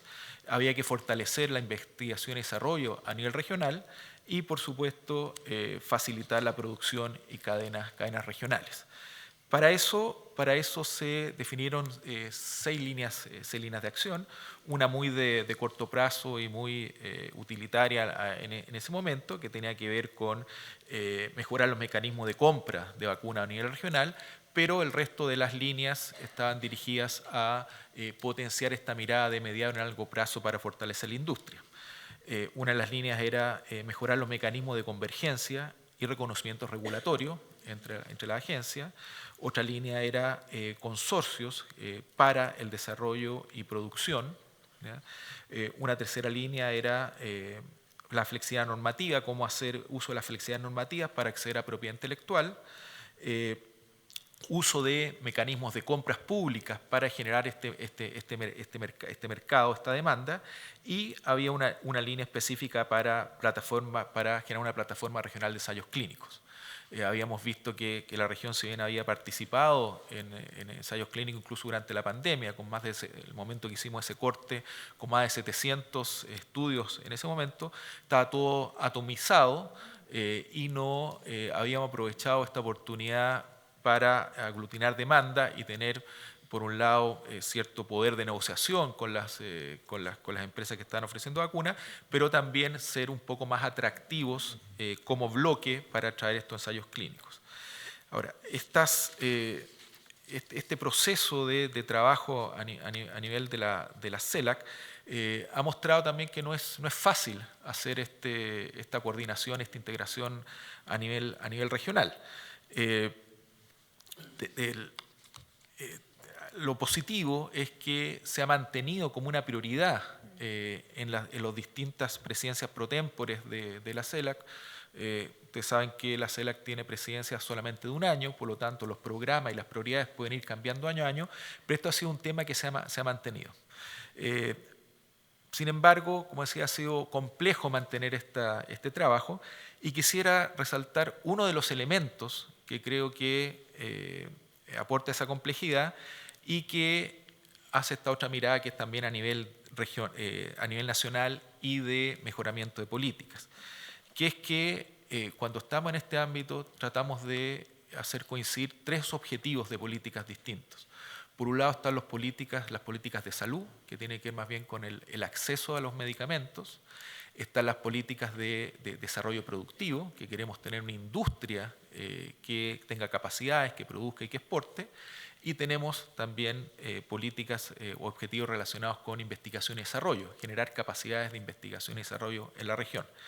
Y hacer coincidir estas tres políticas y estos tres tipos de actores ha sido un gran desafío. ¿ya? En estos procesos de implementación de este plan, el hacer conversar a estos actores, que no solamente esté el Ministerio de Salud, sino que esté presente el Ministerio de Producción o de Comercio y el Ministerio de Ciencia y Tecnología, no ha sido trivial. Hacer ver también a las agencias reguladoras, que son parte de un como llaman los brasileños, un complejo industrial de la salud, donde sus decisiones afectan también las decisiones de producción, de acceso a mercado, incluso de comercio exterior y de integración regional, tampoco ha sido trivial. Por eso también CEPAL estamos trabajando no solamente a nivel de integración regional, sino que a nivel específico en los países, apoyándolos en desarrollar mejores políticas de desarrollo para el sector que hemos llamado sector de manufactura de la salud. Con apoyo de la GIZ hemos estado trabajando en 4 países para mejorar las políticas para el desarrollo o fortalecimiento de la industria farmacéutica o de dispositivos médicos, donde nuestras contrapartes directas son los ministerios de Industria, Comercio, Producción o equivalentes. Por otra parte, dentro de lo que es un órgano subsidiario, la CEPAL, que aglutina a los ministerios de Ciencia, Tecnología o los encargados de las políticas de los países, estamos promoviendo también la constitución de un grupo de trabajo específicamente para el tema de salud. Y como mencionaba Janet, también estamos empezando un trabajo con FIFARMA para poder ver a nivel regional cuáles serían las barreras para mejorar la atracción y el desarrollo de ensayos clínicos de la región, como una forma de entrada también a mejorar las capacidades de investigación y desarrollo, y finalmente poder juntar a estos tres actores, estos múltiples actores, desde el punto de vista de las políticas para estos 3 objetivos y del punto de vista del desarrollo productivo. Lo dejo hasta acá por ahora. Muchas gracias, Nicolo. Tocaste una multiplicidad de temas que son muy relevantes para la región. Ahora vamos a empezar también, tendremos la oportunidad de hablar por lo menos hablar un poco más a profundidad del tema de Chile, pero creo que sí, sin duda, tenemos la posibilidad de trabajar FIFARMA, CEPAL y mirar cómo podemos ayudar a mover el tema en la región. Sin duda, tiene muchas complejidades. Trabajar lo regional es complejo. Trabajar tantos sectores que entran a ser parte del tema de ensayos clínicos es complejo. Pero estamos listos y creo que la tarea, me encantó ayer cuántas veces repitió Amelia, pico y pala. Esto es trabajo del día a día, además trabajo de mucha perseverancia, mucha disciplina, realmente estar seguros de que esto nos va a llevar a un lugar importante para la región y hacer la tarea para que eso suceda. Y aquí le decía a Marco, tenemos que hacer que esto pase y vamos a hacer que esto pase y estaremos listos para apoyar desde donde cada uno pueda. Vamos a entrar a temas un poco más concretos. Y le voy a preguntar a Francesca. Francesca conoce la región, conoce estudios clínicos en el día a día, no sé si como nadie, pero seguramente lo conocen bastante bien. Y por eso tal vez aquí la pregunta más para Francesca tiene que ver ya como con la implementación y realmente en la vida real, qué tiene que pasar y qué está viendo ella en la región en temas de ensayos clínicos. Y la pregunta que le quiero hacer particularmente es, obviamente a partir de la experiencia y del día a día que vives en esta región, en la selección de centros de investigación y ejecución de ensayos clínicos, ¿cuáles son esos desafíos comunes que estamos viendo para realmente aumentar el número de ensayos clínicos en la región? Ya en la práctica, ¿cuáles son esos desafíos de los que deberíamos hablar acá para ver cómo también los podemos abordar? ¿Y cómo nos podríamos posicionar con indicadores o cómo realmente tenemos oportunidades en esta región para realmente avanzar en esta temática? Pero además desde tu experiencia y desde lo que vives en el día a día. Bueno, primero que todo, muchas gracias por la invitación. Para mí es un honor poder compartir aquí este espacio con todos ustedes y compartir nuestra experiencia y lo que ha sido el desarrollo de la investigación clínica en Latinoamérica para nuestra compañía. En la investigación clínica, y estamos hablando de investigación clínica desde el momento en que empieza, como decía el doctor, empieza a probarse este medicamento en pacientes, en humanos, desde ese momento que es la fase 1, nosotros empezamos a traer estudios de investigación a a todos los países a nivel mundial. La competencia es a nivel mundial. Hoy en día ya no estamos compitiendo por regiones, por países, estamos compitiendo con países de todas las diferentes regiones globales. ¿Y cuáles son los puntos claves en el momento en que nosotros vamos a seleccionar países o centros de investigación?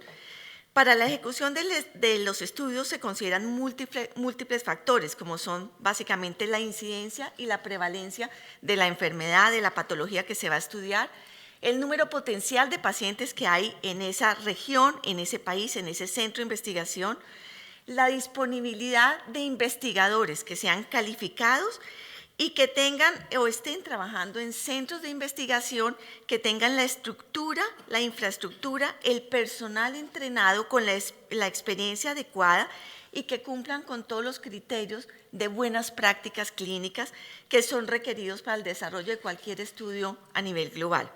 Lógicamente que el personal con que cuenten estén entrenados y que cuenten con procesos que estén estandarizados. Teniendo en cuenta esto, realmente nosotros sabemos que a nivel de Latinoamérica cumplimos con todos estos requisitos. Nuestra calidad desde el punto de vista de gremio médico, de experiencia clínica, es muy alta y esto es algo que es reconocido a nivel mundial.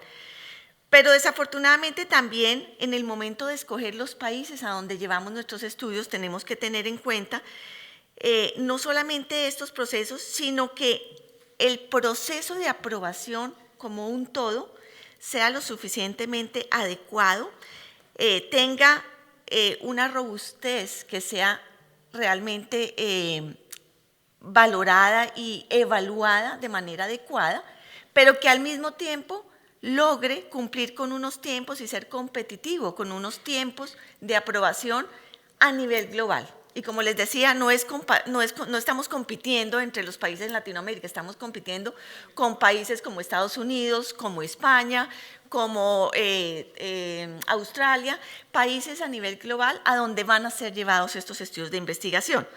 Entonces, desafortunadamente, en Latinoamérica, pues la experiencia que hemos tenido ha sido muy variable. Y ha sido variable porque los largos procesos de aprobación hacen que perdamos nosotros competitividad, convirtiéndonos en algunas ocasiones o convirtiendo a nuestros países en algunas oportunidades como el último país a donde llevaríamos un estudio clínico, porque cuando ya finalmente estamos pudiendo lograr la aprobación de ese protocolo, ya el reclutamiento, la inclusión de pacientes a nivel global se ha cerrado. Entonces, desde ese punto de vista perdemos competitividad. Y cuando vamos progresando, pues, ¿qué es lo que estamos viendo? Que en aquellos países que fueron competitivos es a donde vamos a regresar con nuevos estudios de investigación. Mientras que si tenemos malas experiencias, pues desafortunadamente no volvemos a esos países y los equipos clínicos de casa matriz no vuelven a contar con esos países en donde la experiencia no fue buena, donde no cumplieron con los tiempos, porque desafortunadamente, como se comentó antes, definitivamente los tiempos para desarrollo de verificar la validez, la eficacia y la seguridad de un medicamento es un proceso demasiado largo, pero que hoy en día esos procesos se han acortado mucho. Si antes hablábamos que teníamos estudios en los cuales íbamos a incluir pacientes durante 3, 4 años, hoy en día se están recortando estos tiempos a 1 año. ¿Eso qué implica? Que realmente tenemos que ser lo suficientemente eficientes para poder incluir los pacientes rápidamente y poder cumplir con nuestros objetivos iniciales. Entonces, ¿qué ha pasado y qué hemos visto como experiencia a lo largo de estos últimos años? Hemos visto que existen países en donde desafortunadamente la experiencia ha sido negativa porque hemos retrocedido en cuanto a eficiencia, países como México, como Perú, que desafortunadamente en los últimos 2, 3 años los tiempos se extendieron tanto que hemos perdido la posibilidad de incluir los pacientes dentro de los tiempos estipulados y comprometidos. Pero también hemos tenido buenas experiencias con países como Argentina, como Chile, en donde actualmente manejamos tiempos que no solamente son eficientes, sino que son predecibles. Y eso también es bien importante, porque no solamente es que este año logremos los tiempos adecuados, sino que sea algo predecible, que ya sepamos que durante los próximos años vamos a ser constantes en esa predictibilidad. Y aunque estemos muy bien, de todas maneras siempre hay campo para mejorar. Chile, Argentina son países que realmente son competitivos, pero que si nosotros nos comparamos con países, algunos países en Europa como España, como Estados Unidos, que sabemos que son países en donde realmente ellos tienen todo el contorno, todo el entorno adecuado para desarrollar investigación, pues tenemos que empezar a competir es contra esos países. Si tenemos esto en cuenta, lógicamente tenemos oportunidad de seguir creciendo y de seguir mejorando.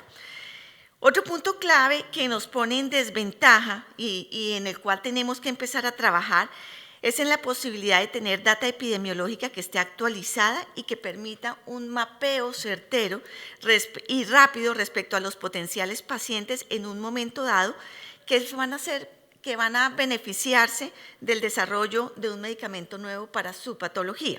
Nosotros tenemos ejemplos en Latinoamérica como es Colombia y México, en donde tenemos unas bases de datos públicas muy adecuadas que hemos podido utilizar para en el momento de tener una patología específica que queremos estudiar, empezar a mapear hacia dónde tendríamos que irnos en esas regiones para poder incluir los pacientes y darle este beneficio a los pacientes de poder ser incluidos en un estudio clínico. Desafortunadamente, en el resto de países nos falta mucho para lograrlo y esta yo creo que es una oportunidad de mejora que tenemos como región y hacia dónde tenemos que tratar de seguir empujando. Definitivamente existen indicadores como la experiencia que tienen los centros de investigación, los mismos investigadores, los resultados que hemos tenido antes y, como les decía, definitivamente procesos regulatorios que sean muy robustos, pero muy predecibles, para que nos ayuden que en el futuro, en la medida que vamos creciendo, podamos cada vez más tener mayor participación. Hoy en día les puedo contar que nosotros en MSD, por ejemplo, estamos corriendo alrededor de 285 protocolos que tenemos activos en este momento a nivel mundial. ¿Qué porcentaje de esa torta estamos trayendo a Latinoamérica? Más o menos un 70%. Es decir, nosotros hoy en Latinoamérica estamos participando en 190 protocolos. ¿Qué quiere decir esto? Que realmente estamos, o sea, el potencial está ahí, lo estamos aprovechando, pero todavía queda un 30% que podríamos traernos a Latinoamérica. Hoy en día, por ejemplo, de esos 190 protocolos que tenemos en Latinoamérica, Chile está participando con 108 protocolos. Es un número importante si tenemos en cuenta el volumen de la población que tenemos en Chile, pero eso habla de eficiencias, y eficiencias no solamente en los procesos que tenemos en el país, que estamos aprovechando, sino que al mismo tiempo también nos habla de oportunidades, de cuánto podemos seguir creciendo. Y definitivamente hay áreas específicas que deberíamos aprovechar más, como es toda esta oportunidad de base de datos que pudiéramos acceder más fácilmente para identificar los pacientes, para además podernos posicionar como una región y países en donde podemos aportar a la diversidad de la población, que hoy en día, como ustedes saben, en investigación clínica es clave, porque tenemos exigencias desde la FDA que nos obligan a tener un porcentaje mínimo de diversidad en la población de pacientes que traemos a nuestros estudios de investigación. Y nosotros como región lo tenemos. Entonces son áreas de oportunidad en donde podemos seguir trabajando para poder seguir creciendo y participando en un porcentaje mayor en todo este portafolio grande de investigación clínica. Maravilloso, Francesca, nos diste una mirada ya mucho más aterrizada en la realidad, en lo que está viendo una compañía farmacéutica para traer o no estudios clínicos a la región y en este caso a algunos países, y creo que ahí obviamente hablamos de capacidades, pareciera que hay en América Latina, pareciera que capacidades tenemos, investigadores, centros, pacientes, las capacidades existen, estamos compitiendo con regulaciones más expeditas, flexibles, bueno, no sé cuál adjetivo ponerle, pero realmente ahí tenemos una oportunidad para mejorar y creo que cuando escuchemos la presentación de Amelia sobre el caso de España, es increíble ver cómo no se detienen en la evolución de la regulación, o sea, siempre están intentando innovar para siempre estar tratando de tener el liderazgo que se han ganado en los últimos años. Esto es una tarea que no debe parar y ahí tenemos una tarea y, por supuesto, como cualquier tarea, una oportunidad. Me encanta que a Chile además le va bastante bien, pero como dice Francesca, tenemos que mejorar. Y ahora también yo creo que todo esto lo que nos dice es, tenemos que hacer la tarea, pero a mí lo que me va a gustar de escuchar a Felipe es por qué tenemos que hacer la tarea. Y Felipe nos va a hablar, además representa a la FALP, que es la institución que lidera el número de ensayos clínicos en Chile, y yo creo que lo que más anima cuando uno habla de ensayos clínicos es la posibilidad de generar impacto. Y en este caso vamos a hablar del impacto que probablemente se ve, obviamente en los pacientes y en la salud, pero también el impacto que esto tiene para una institución en salud. Y en cada país de América Latina a la que uno va tenemos unas instituciones que son las líderes y que a veces uno lo que quisiera es que inspiraran a otras para que también generaran las capacidades y todo lo que se requiere para poder atraer también más estudios clínicos. Felipe. Muchas gracias, Janet. Buen día a todos y a todas. Quisiera primero dar las gracias por la invitación y sin duda felicitar los esfuerzos colectivos de todos los participantes para potenciar el desarrollo clínico de este tipo de estudios y de esta manera solucionar lamentablemente los escollos que día a día tenemos nosotros en la clínica. Esto no es frase mía, pero es de un colega mío. En cierta forma nosotros estamos en la trinchera, ¿ya? Y eso es importante tenerlo en cuenta y nosotros muchas veces del punto de vista regulatorio no manejamos mucho esto, pero sí vemos los problemas que nos generan día a día esto. Y respecto a una institución líder que realiza ensayos clínicos, ¿ya? Tiene impacto en muchas cosas. Probablemente encontré 4 puntos importantes que debemos sin duda entender y comprender. Uno, sin duda los estudios clínicos mejoran la atención de nuestros pacientes. Y es así como la participación de los ensayos clínicos permite a las instituciones de salud, no solamente privadas, sino también públicas, y eso es muy importante, ofrecer a sus pacientes acceso a tratamientos innovadores y que son potencialmente más efectivos. Eso lo digo entre comillas porque sabemos que los estudios clínicos no siempre pueden asegurar un resultado, pero sin duda en países como Chile o países de Latinoamérica pueden jugar un factor y un rol importante en el acceso a tratamiento para nuestros pacientes. Esto puede mejorar significativamente los resultados en la salud y la calidad de vida de nuestros pacientes y especialmente en enfermedades complejas como lo que nosotros nos compete, que es el cáncer. Pero pese a eso, sabemos que también podemos aportar a enfermedades raras o enfermedades también que son de difícil acceso a medicamentos innovadores, ¿ya? Y es por eso que no solamente tenemos que centrarnos en la industria oncológica, sino también en la industria de y el desarrollo de otro tipo de medicamentos para nuestros enfermos. También, sin duda, tiene un impacto en la comunidad, ¿ya? La investigación clínica puede tener un impacto positivo y significativo en nuestra comunidad local. Los ensayos clínicos ofrecen a pacientes acceso a nuevos tratamientos, ¿ya? Y no solamente mejoran los resultados de su enfermedad, sino también pueden afectar positivamente su calidad de vida. Y esto es muy importante, ¿ya? Y por eso es importante que también nuestro sistema de salud pueda robustecerse de este tipo de ensayos clínicos. Otra cosa importante es el desarrollo y formación profesional, que es lo que nos compete muchas veces a nosotros los médicos y a nuestro equipo de salud que lleva a cabo las investigaciones clínicas y está al lado del paciente. Promueve un entorno de aprendizaje continuo para los profesionales. Y participar de los estudios clínicos requiere que los médicos, enfermeros, coordinadores o todo quien se relacione con el paciente estén actualizados con los avances en la medicina, en cierta forma estén en el tope del conocimiento y no solamente el conocimiento, sino el desarrollo y producción de este. También, que es una cosa importante y muchas veces nos cuesta entender cuando uno no calzan los números del punto de vista económico, es que el prestigio en salud y en la prestación de salud es muy importante. Como hablamos muchas veces, estábamos hablando de España. España puede tener sus limitaciones de algunas cosas, pero sin duda estos últimos 20 años ha generado un prestigio importante en lo que es la investigación y lo más importante, no solamente en la investigación, sino en el desarrollo y en llevar a cabo estos estudios clínicos como centros líderes en esto. Y eso es una cosa que tenemos que aprender de estas experiencias y efectivamente debemos apuntar, tal vez no a corto plazo, sin duda, pero a mediano y largo plazo. Y otra cosa que no es menor y sin duda en Latinoamérica es importante es el beneficio económico.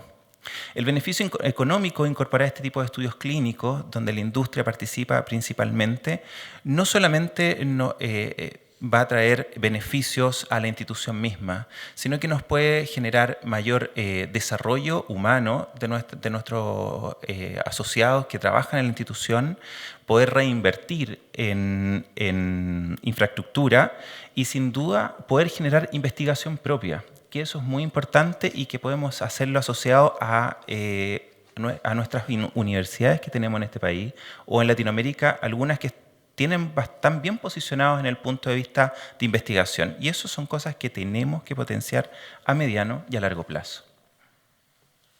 Me encanta, Felipe, porque dada la perspectiva ya más aterrizada de lo que pasa en una institución y lo que gana una institución, y al final si uno se pone a pensar en muchas instituciones haciendo lo mismo, los beneficios que puede tener para la salud, como lo mencionaste, para el desarrollo del conocimiento, que también lo mencionaste, y para la economía, sin duda son muy altos. E insisto, me he referido mucho a la presentación que hará Amelia, pero Amelia lo deja muy claro en cómo un país, pensando en el largo plazo, que tiene una política clara sobre la materia, ha logrado capturar muchos de esos beneficios en la salud, en el conocimiento y en la economía. A ver si muchas instituciones entran en esta dinámica y realmente podemos aprovechar todos esos beneficios. Gracias, Felipe, por tus palabras. Y voy a cerrar este panel. Creo que por temas de tiempo no vamos a tener tiempo para preguntas del público. Lo bueno es que tenemos el coffee break, ahí estarán los panelistas y podremos seguir conversando un rato ya de manera más informal. Pero quiero cerrar este panel con quien hizo su presentación inicialmente, que fue David, y que nos dio varias pautas, recomendaciones y puso algunos elementos ya sobre la mesa, pero tal vez el cierre va más enfocado al impacto que puede también tener todo el tema de los ensayos clínicos en algo que siempre estamos hablando en nuestra región, porque es imposible no hablar del tema de nuestra región, que tiene que ver con reducción de pobreza, desigualdad, todos los temas de inequidad que tenemos. Entonces, también cómo podríamos vincularlo uno con lo otro. Y tú como economista, David, con esta experiencia que tienes en este campo, nos encantará escuchar tu respuesta. Bueno, gracias por la pregunta, en verdad. Bueno, por supuesto, los estudios que acá estamos mirando evidentemente influyen de manera directa, ¿cierto? En la medida en que mejoran la calidad de vida, lo que se ha dicho de manera directa por el lado de salud. Pero lo que me gustaría más abordar es que creo que hay un conjunto de rasgos importantes que ya se han estado materializando en otras áreas. Lo que suponen los ensayos clínicos es generación de evidencia científica, adopción, ¿cierto?, de tratamiento a partir de evidencia. No estamos discutiendo, ¿cierto?, sobre ideología A, ideología B, estamos basados sobre hechos. No será la pobreza, la desigualdad, las condiciones sociales, vulnerabilidad, también un tema que deberíamos abordarlo desde esa misma perspectiva, ¿no? Y entonces, bueno, hay creo que un espacio de oportunidad muy grande. No siempre, y por supuesto en el área más de ciencias sociales, no se pueden hacer experimentos muchas veces, ¿cierto?, ojalá aleatorizados, pero lo que sí llama la atención es que más bien lo que nosotros visualizamos a nivel de política es que se opta por grandes cambios, sin antes testear, sin antes probar. y como esto va un poco al ritmo de la política, ¿cierto? Nueva administración de gobierno que entra trae sus propios programas. Y toda la discusión que tenemos también sobre cómo hacer más eficiente el uso de los recursos públicos se podría aclarar mucho más si tuviéramos evidencia respecto de qué funciona, qué no funciona. Por otro lado, la evidencia no es solo nacional, esto es como que aquí descubrimos todo lo que hay que hacer, sino que en verdad, como vemos en los estudios clínicos, ¿cierto? Da exactamente lo mismo. O sea, nos encantaría que se desarrollara en Chile o que se desarrollara en México, ¿cierto? Pero digamos, el conocimiento se podría generar en cualquier lado, ¿no? Lo cual quiere decir que probablemente nosotros deberíamos estar disponibles también para tratar de determinar cuáles son aquellos tratamientos que podrían dar cuenta, por ejemplo, en términos de programas que puedan reducir la pobreza, estrategias para mejorar, disminuir la informalidad, mejorar la inserción laboral, cosas por el estilo, ¿cierto? O incluso abordar temas de políticas de salud. Entonces, yo pienso, y creo que ahí hay una corriente bien importante, por lo menos en economía, en las ciencias sociales, que está yendo un poco detrás de esto. O sea, ¿cómo va a ser esto menos importante? ¿Cierto? Que entonces no aplicamos el criterio científico. Y entonces, adicionalmente yo añadiría, de lo que leo de este tipo de trabajo, es la participación del sector privado, ¿no? ¿Cómo entra el sector privado? Es una tarea que es relevante. Así es que creo que hay muchos temas de acá que si sacáramos a las personas de la industria farmacéutica, los que trabajan en investigación y desarrollo, y pusiéramos acá, sentáramos a las personas que tienen los desafíos, ¿cierto?, en el ámbito de políticas públicas, deberíamos estar aprendiendo, ¿cierto?, de esto, y hacer menos cosas voluntaristas como de una vez. En Chile llamamos el Transantiago, ¿cierto?, que es como hacer un cambio gigante en un sistema de transporte, por ejemplo, sin a lo mejor haber hecho antes, ¿cierto?, algo. O sea, a nadie se le ocurriría en el ámbito científico, ¿cierto?, hacer un cambio por decreto de algo sin haber hecho las pruebas, ¿no? Creo que hay mucho que aprender de eso, la conexión es muy directa y ojalá se pudiera explorar más esa conexión también en este mismo edificio, ¿cierto?, que aloja además mucho pensamiento en esa línea en políticas sociales. Les acaban de poner otra tarea, Marco. Bueno, yo creo que con esto voy a dar cierre a este panel. Nos hubiera encantado tener más tiempo para preguntas. Siempre nos pasa en estos paneles que nos animamos, obviamente compartiendo las experiencias, compartiendo lo que cada uno desde su ámbito puede traer a estas conversaciones y no nos alcanza el tiempo, pero también creo que eso hace que este no pueda ser el único espacio de conversación que tengamos frente al tema de estudios clínicos en Chile. Hablábamos ayer con el equipo de la CIF que seguramente vendrán más conversaciones y también con Marco hemos hablado tanto de este tema que seguramente este será un primer encuentro. Bueno, no sé si, seguramente no ha sido el primero, pero voy a hablar del primero de ahora, de este año, y ojalá vengan muchos más. De verdad que yo en particular me llevo unas reflexiones muy profundas en términos de cómo tenemos que seguir avanzando y evolucionando, las oportunidades que tiene la región, pero también los retos, el impacto que puede generar estudios clínicos en una institución, pero también digamos, en un contexto más amplio, lo que podemos aprender de este tema para investigaciones en otros ámbitos y la importancia de la colaboración. Yo voy a terminar este panel con ese mensaje. No hay desafíos, ningún desafío en el sector salud, creo que del mundo, pero voy a hablar de América Latina, que es el espacio que nos corresponde, que pueda ser resuelto trabajando algún actor solo. No hay, no existe. Además, porque también creo que es más divertido hacerlo en colaboración, pero no solamente porque sea más divertido, es porque realmente es la única forma en que lo podemos hacer. Y sin duda, cuando hablamos de investigación clínica, tenemos que sentarnos muchos a trabajar, muchos a poner desde lo que nos corresponde de nuestro lado y muchos a hacer esta tarea, que es una tarea que realmente tiene todo el sentido y vale toda la pena el trabajo que le podamos poner. Muchas gracias, creo que les invito ahora, lo que no sé es cuánto tiempo tenemos para el café, porque nos pasamos ya de tiempo, el café era hasta las 11, pero tenemos 15 minutos. 20 minutos, nos vemos 11:20 para una presentación maravillosa que vamos a quedar todos absolutamente inspirados, que nos va a dar Amelia de Farmaindustria. Nos vemos pronto.